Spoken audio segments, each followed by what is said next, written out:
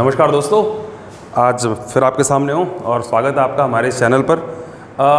आज हमारा जो टॉपिक है वो है इलेक्ट्रॉनिक कॉन्फ़िगरेशन का। 9th और 10th के स्टैंडर्ड का होगा, हालांकि 11th-12th के लिए भी थोड़ा बहुत रिलेवेंट है, वहाँ पर हम SPDF में करते हैं, तो उसे नहीं, सिर्फ 9th और 10th के लेवल के इलेक्ट्रॉनिक कॉन्फ़िगरेशन हम करेंगे, जो कि बहुत ही इंपॉर्टेंट है। बहुत सारे बच्चों को नहीं आती है, गलत करते हैं और कई गलतियाँ भी करते हैं, उसकी वजह से केमिस्ट्री समझ नहीं आती कभी भी। तो इलेक्ट्रॉनिक कॉन्फ़िगरेशन करेंगे। इलेक्ट्रॉनिक कॉन्फ़िगरेशन करें उससे पहले कुछ चीज़ें हमें समझनी ज़रूरी हैं। वो क्या कि लगभग 118-120 एलिमेंट्स हम अब तक जानते हैं। हम ये जानते हैं कि एटम्स में इलेक्ट्रॉन्स और प्रोटॉन्स होते हैं। हम ये जानते हैं कि उनका एटॉमिक नंबर होता है, एटॉमिक मास नंबर होता है, और जो इलेक्ट्रॉनिक कॉन्फ़िगरेशन है उस पर सभी के सभी एलिमेंट्स की जितनी भी प्रॉपर्टीज होती हैं, चाहे वो केमिकल प्रॉपर्टीज़ हों और चाहे वो फिजिकल प्रॉपर्टीज़ हों, इलेक्ट्रॉनिक कॉन्फ़िगरेशन पर डायरेक्टली और इनडायरेक्टली डिपेंड करती हैं। तो ये अपने आप में ही बहुत ही इंपॉर्टेंट और बहुत ही महत्वपूर्ण हो जाता है। इसलिए हमें ये समझना होगा कि इलेक्ट्रॉनिक कॉन्फ़िगरेशन यानी हिंदी में इलेक्ट्रॉनिक विन्यास कैसे करते हैं और ये हमारे लिए कितना यूज़फुल है, वो अपने आप सीखने के बाद आपको पता चलेगा। तो इलेक्ट्रॉनिक कॉन्फ़िगरेशन सीखें उससे पहले कुछ चीज़ें जाननी ज़रूरी हैं, जैसे एटॉमिक नंबर, जिसे हिंदी में परमाणु संख्या भी कहते हैं।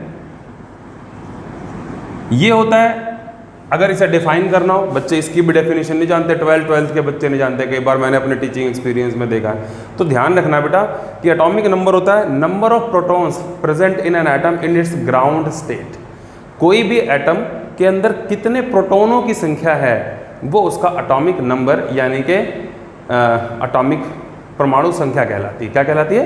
परमाणु संख्या यानी एटॉमिक नंबर।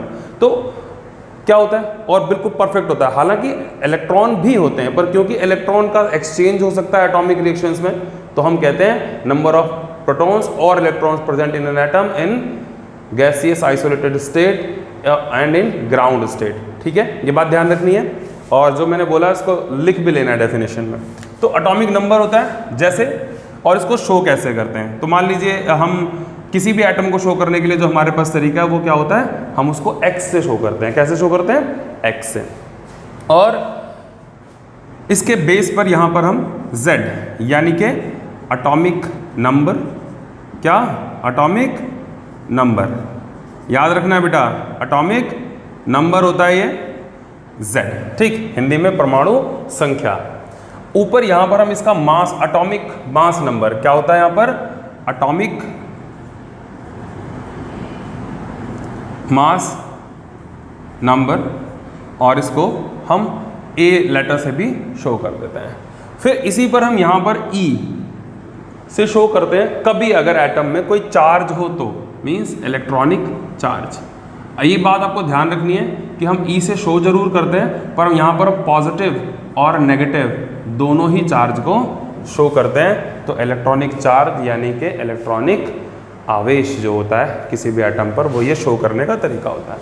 तो आपको क्या करना होगा, इलेक्ट्रॉनिक कॉन्फ़िगरेशन निकालने के लिए आपको एटॉमिक नंबर या तो याद होने चाहिए, या तो आपकी क्या दिया हुआ, आपके क्वेश्चन में दिया हुआ। मोस्टली कई बार दिया भी होता है, और याद कर लें तो बहुत अच्छा है। कम से कम पहले 30 एलिमेंट के एटॉमिक नंबर हर बच्चे को याद होना चाहिए। Hydrogen, helium, lithium, beryllium, boron, carbon, nitrogen, oxygen, chlorine, इस तरीके से आप कंटिन्यूसली याद कर सकते हैं। इसकी कुछ ट्रिक्स भी होती हैं, वो भी मैं वीडियोस में कवर करने की कोशिश करूंगा, पर फिलहाल मैं ट्रिक्स को नहीं, सीधी बात पर आता हूं और इलेक्ट्रॉनिक कॉन्फ़िगरेशन कैसे करते हैं उसे बताता हूं। तो मान लीजिए हम एक एटम लेते हैं, एक एलिमेंट लेते हैं सोडियम। सभी जानते हैं इसको, ये सोडियम क्लोराइड का एक हिस्सा है, एक मेटल है, सॉफ्ट मेटल है, जिसको आप चाकू से भी काट सकते हैं। ठीक है, इसका एटॉमिक नंबर कितना होता है? 11। एटॉमिक नंबर कितना होता है? 11, 11। और इसका अगर इलेक्ट्रॉनिक कॉन्फ़िगरेशन करना है तो नील बोर के हिसाब से। ठीक है, जैसा कि मैंने कहा ही है, लेवल किसका होगा? 9-10 का। तो नील बोर ने बताया कि एटम के आसपास एटम के न्यूक्लियस के आसपास निश्चित ऑर्बिट्स होते हैं जिनमें इलेक्ट्रॉन्स चक्कर काटते हैं। वो ऑर्बिट या सेल का नाम क्या दिया उन्होंने? KLMN। KLMN। इसको उन्होंने नंबर भी दिया, अगर हम कहें तो ये 1, 2, 3, 4 एंड सो ऑन। ठीक है, अब उन्होंने एक और बात यहाँ पर बताई कि इन KLMN में जितने मैक्सिमम नंबर ऑफ इलेक्ट्रॉन्स आ सकते हैं उनकी संख्या कैसे निर्धारित होगी? एक फॉर्मूला दिया उन्होंने 2n² का। ओके, तो इस हिसाब से अगर हम कैलकुलेट करें तो हम पाएंगे ये वैल्यू इस n की जगह पर रख के हम पाएंगे कि k में अधिकतम इलेक्ट्रॉन कितने आ सकते हैं? 2, हद से ज़्यादा मैक्सिमम नंबर ऑफ इलेक्ट्रॉन जो k सेल में आ सकते हैं वो कितने हैं? 2 हैं।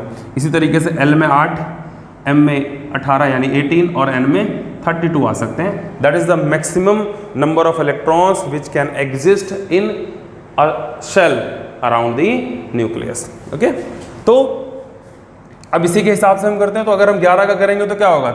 इसमें कितने आएंगे सोडियम के लिए? K में 2 आ जाएंगे, L में कितने आ जाएंगे? 8, 10 हो गए, बचा 1, वो कहाँ आएगा?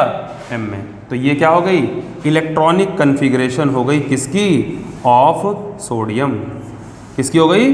सोडियम की।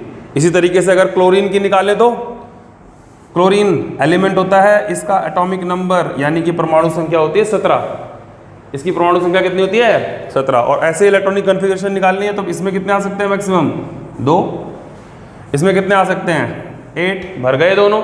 अब बचे कितने? 7। तो वो यहाँ पर किस में आ जाएंगे? M में। ये हो गई इलेक्ट्रॉनिक कन्फिग्रेशन। ठीक है, तो आपको क्या करना है, मैं आपको कुछ क्वेश्चंस दे रहा हूँ, उन एटम्स की इलेक्ट्रॉनिक कन्फिग्रेशन आपको निकालनी है और मैं कमेंट करनी है सभी बच्चे। तो मैं आपको जो आपका होमवर्क है वो आप लिख लो। क्या करना है आपको निकालना है एल्यूमिनियम का, एटॉमिक नंबर होता है 13, याद कर लें तो बहुत अच्छा है। मैग्नीशियम का आप निकालिए, एटॉमिक नंबर होता है 12। आप निकालिए आर्गन का, एटॉमिक नंबर 18। आप निकालिए अगर आप निकाल सकते हैं तो आप निकालिए पोटेशियम का, एटॉमिक नंबर 19 और फ्लोरीन 9 और बाकी 30 तक आपको याद करने हैं। तो आपका ये होमवर्क हो गया। नमस्कार, जुड़े रहें और बहुत सारी इन्फॉर्मेटिव वीडियोस के साथ हम आपके सामने आते रहेंगे और आपके ज्ञान को बढ़ाते रहेंगे। Good day, good bye.